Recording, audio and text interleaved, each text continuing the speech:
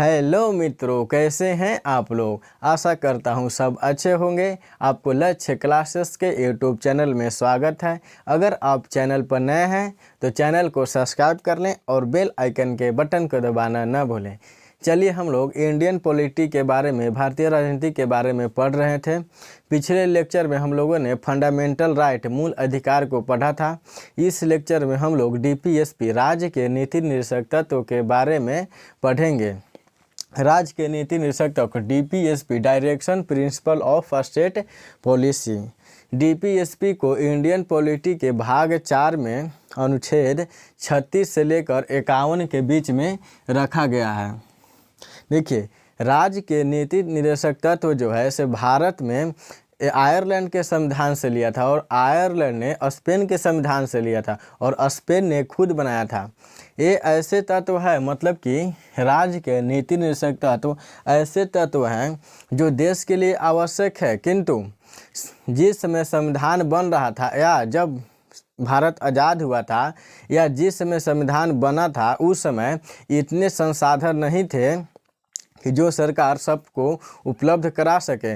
जैसे हम लोगों को राशन मिलता है अभी, तो उस समय इतने सरकार के पास राशन नहीं थे कि जो सरकार सबको राशन उपलब्ध करा सके। अतः ये सरकार के ऊपर निर्भर करता है, ये सरकार दे भी सकती है, नहीं भी दे सकती है। इसीलिए जिस समय संविधान बना था या जो लोगों ने संविधान बनाया था तो उन लोगों ने सरकार पर छोड़ दिया था कि इसे सरकार संसद में संशोधन करके और इसे लागू कर सकता है। हम लोग अनुच्छेद 36 में बोला गया है परिभाषा, हम लोगों ने परिभाषा देख लिया। अब बोला गया अनुच्छेद 37 में इसे न्यायालय द्वारा लागू नहीं कराया जा सकता है, मतलब कि इसे न्यायालय द्वारा लागू नहीं कराया जा सकता या न्यायालय बाध्य योग्य नहीं है। जैसे हम लोगों ने मूल अधिकार का हनन में पढ़ा था कि कोई भी आदमी अगर हम लोगों के मूल अधिकार का हनन करता है या सरकार भी मूल अधिकार पर हनन करती है तो हम लोग उसके तहत अनुच्छेद 32 के तहत हम लोग सुप्रीम कोर्ट जा सकते थे या अनुच्छेद 226 के तहत हम लोग हाई कोर्ट जा सकते थे। और इसमें बोला गया है कि अगर सरकार अगर हनन करती है, नीति डीपीएसपी का हनन करती है, तो इसके लिए हम लोग कोर्ट में नहीं जा सकते हैं। फिर बोला गया है अनुच्छेद 38 में बोला गया सरकार जनता के कल्याण करेगी। सरकार जनता के कल्याण करेगी के तहत जैसे राशन कार्ड मिलता है या फिर हम लोगों को घर मिलता है, इंदिरा आवास के तहत घर मिलता है या पेंशन मिलता है, तो ये सब सरकार जो है लोगों के कल्याण करेगी। ये अनुच्छेद 38 में बोला गया है। और समझते हैं अनुच्छेद 39 में बोला गया है समान काम के लिए स्त्री पुरुष को समान वेतन, मतलब कि जैसे हम लोग को सरकारी नौकरी में तो सबको समान वेतन मिलता है, प्राइवेट नौकरी में सबको समान वेतन नहीं मिलता है। जैसे एक दरोगा है तो अगर लेडीज दरोगा है या स्त्री दरोगा है और या पुरुष दरोगा है, दोनों को समान वेतन मिलेगा। मगर अगर कोई प्राइवेट नौकरी में अगर स्त्री काम कर रही है और पुरुष काम कर रही है तो स्त्री को वेतन कम मिलता है और पुरुष को वेतन अधिक मिलता है। इसी में यहाँ पे बोला गया अनुच्छेद 39 में बोला गया है कि समान काम के लिए स्त्री पुरुष को समान वेतन दिया जाना चाहिए। अब समझते हैं हम लोग अनुच्छेद 40 में बोला गया है ग्राम पंचायतों का संगठन, मतलब कि जैसे मुखिया होता है, ग्राम पंचायतों का मेन आदमी मुखिया होता है, तो मुखिया जो है से ग्राम पंचायत में संगठन बनाकर सबको, जो भी आदमी है या फिर किसी को कुछ भी दिक्कत हो रहा है या गांव का समस्या है तो उस समस्या का संगठन बनाकर समाधान कर सकता है। फिर अब हम लोग समझते हैं अनुच्छेद 41 में बोला गया है कुछ दशाओं में सरकारी सहायता, मतलब कि इसमें बोला गया है कुछ दशाओं में सरकारी सहायता, जैसे कि काम हो गया या शिक्षा हो गया, जैसे कि विकलांग को साइकिल दिया जाता है, वृद्धा पेंशन दिया जाता है या विधवा पेंशन दिया जाता है, तो इसी के तहत बोला गया है कि कुछ दशाओं में सरकारी सहायता। अब हम लोग समझते हैं अनुच्छेद 42 में बोला गया है न्याय संगत कार्य की मनोचित दशा, प्रसूति सहायता, या जिसे देखिए न्याय संगत कार्य की मनोचित दशा तथा प्रसूति सहायता। जिसे प्रसूति सहायता मतलब होता है अगर किसी स्त्री को प्रसूति होना है या डिलीवरी होना है तो उसके लिए उन्हें सरकारी नौकरी में है तो उसे डिलीवरी के 3 महीने पहले और 3 महीने बाद तक छुट्टी दिया जाना चाहिए।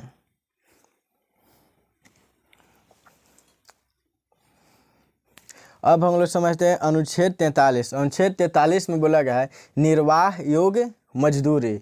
निर्वाह योग्य मजदूरी का मतलब होता है कि अगर किसी व्यक्ति को उतनी मजदूरी दिया जाना चाहिए कि उसे दैनिक जीवन में वो अच्छे से निर्वाह कर सके या अच्छे से खा पी सके। विवाह करना हो या तलाक देना हो या उसके लिए जो भी कानून हुआ किसी भी धर्म का हो उसके लिए कानून समान होता है। विवाह के लिए भी या फिर निकाह के लिए भी या तलाक के लिए सबके लिए कानून समान होता है। जैसे वो हिंदू हो या मुस्लिम हो या सिख हो या ईसाई हो, सबके लिए समान कानून होता है। जैसे उनको अपराध के कानून को हम लोग दंड संहिता कहते हैं और चुनाव के कानून को हम लोग आचार संहिता कहते हैं। जैसे जिस समय चुनाव होता है तो चुनाव के जिस दिन चुनाव है उसके 72 घंटे पहले आचार संहिता लागू हो जाता है, मतलब कि चुनाव का कानून लागू हो जाता है। अब हम लोग समझेंगे अनुच्छेद 45। अनुच्छेद 45 में बोला गया है 6 वर्ष से कम के आयु के बच्चों को स्वास्थ्य का ध्यान रखना ये सरकार की जिम्मेदारी है। और 6 से 14 वर्ष, जैसे देखिए 6 से 14 वर्ष के बच्चों को शिक्षा का ध्यान रखना ये सरकारी जिम्मेदारी है। 6 से 14 वर्ष के बच्चों को शिक्षा का ध्यान रखना ये डीपीएसपी राज्य के नीति निर्देशक तत्व से हटाकर इसे 86वां संविधान संशोधन 2002 में करके इसे राज्य के नीति निर्देशक तत्व से हटाकर मूल अधिकार के अनुच्छेद 21 के कम में जोड़ दिया गया।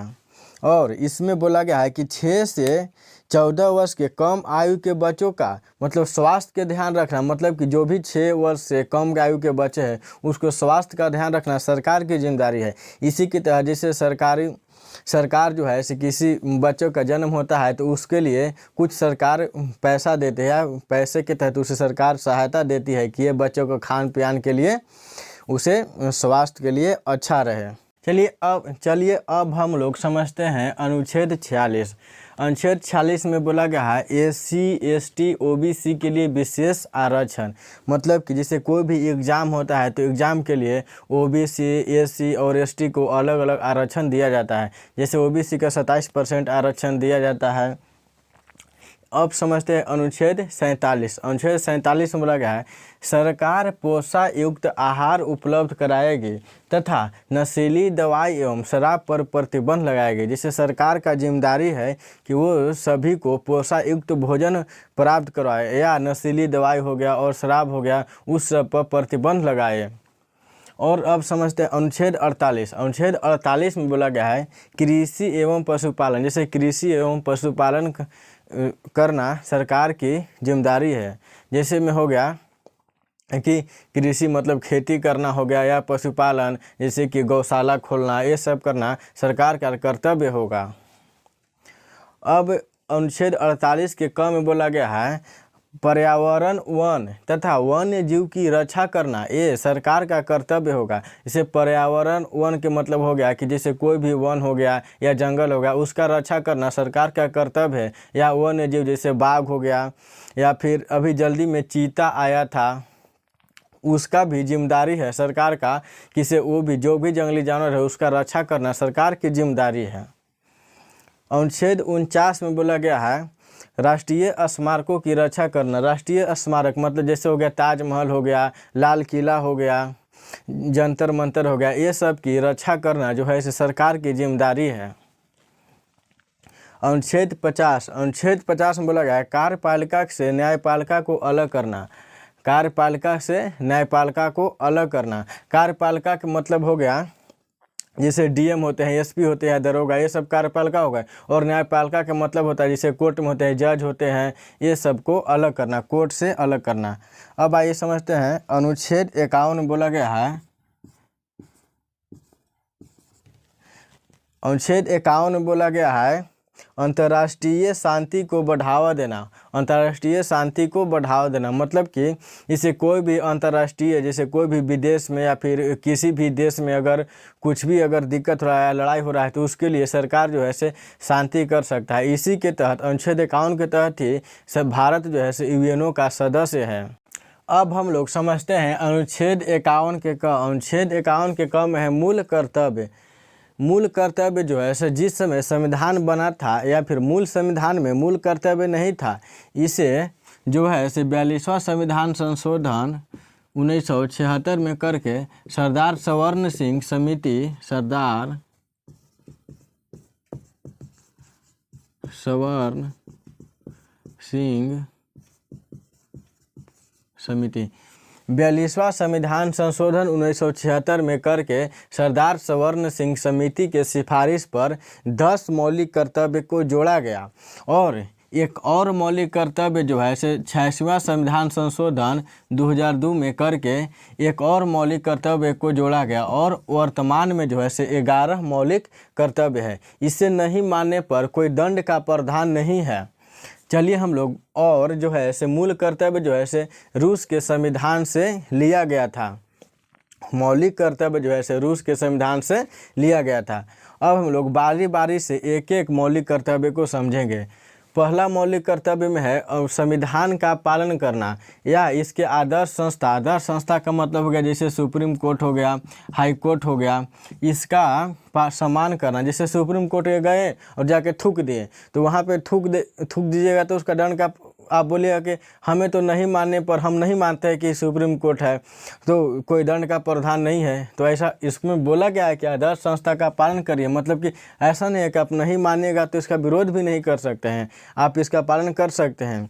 इसके लिए ऐसा नहीं है कि सरकार दंड का प्रावधान नहीं करेगी।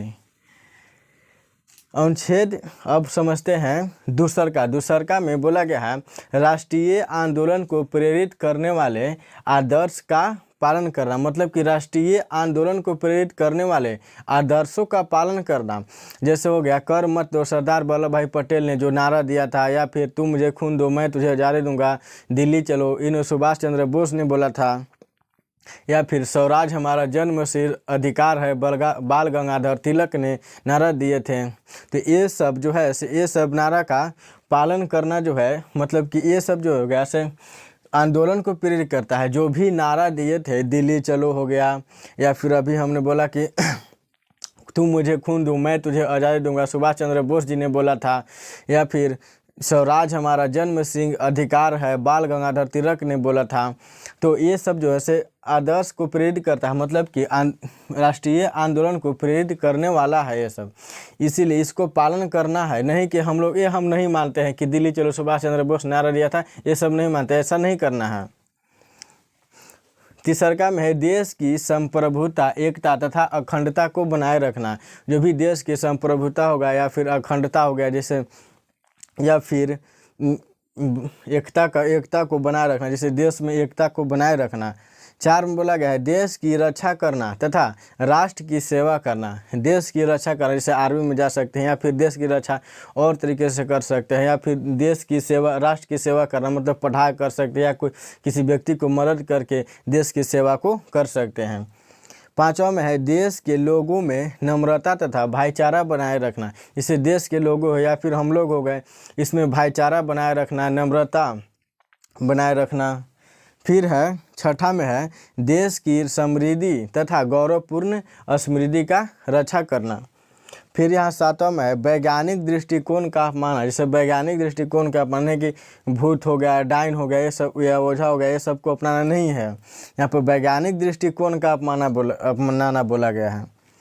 8वां में है पर्यावरण वन तथा वन जीव की रक्षा करना। पर्यावरण हो गया, जैसे जंगल हो गया, ये सब पर्यावरण जो हमारा है ये सब का रक्षा करना। वन जीव हो गया, ये सब का रक्षा करना जो है से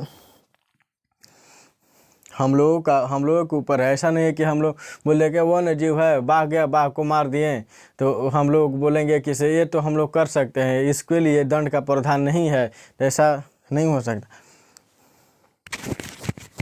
फिर है 9वां में है सार्वजनिक या संपत्ति की रक्षा करना। मतलब कि सरकारी या सार्वजनिक संपत्ति जैसे उसका रक्षा करना है। जैसे भी हाल ही में जो है रेलवे के एग्ज़ाम को लेकर किसी बच्चों ने ट्रेन को जला दिया था। तो ऐसा नहीं है कि उन लोगों सरकारी संपत्ति को बोला गया है कि हम उसका रक्षा कर सकते हैं या फिर हम उसे जला सकते हैं। ऐसा जला नहीं सकते, हम उसका रक्षा कर सकते हैं। 10वां में बोला गया है व्यक्तिगत तथा सामूहिक भलाई के लिए तैयार रहना। जैसे व्यक्तिगत हो गया या फिर किसी भी सामूहिक भलाई के लिए तैयार रहना। 11 में बोला गया है 6 से 14 वर्ष के बच्चों के 6 से 14 वर्ष के जो भी बच्चा है उनके अभिभावक, उनके गार्जियन का यह कर्तव्य होगा कि हमारे बच्चों को पढ़ना चाहिए। मतलब 6 से 14, जैसे पहला से लेके 8वां तक पढ़ाना जो है से बच्चे के गार्जियन का जिम्मेदारी है। अगर वीडियो अच्छा लगे तो लाइक शेयर एंड सब्सक्राइब करें। जय हिंद।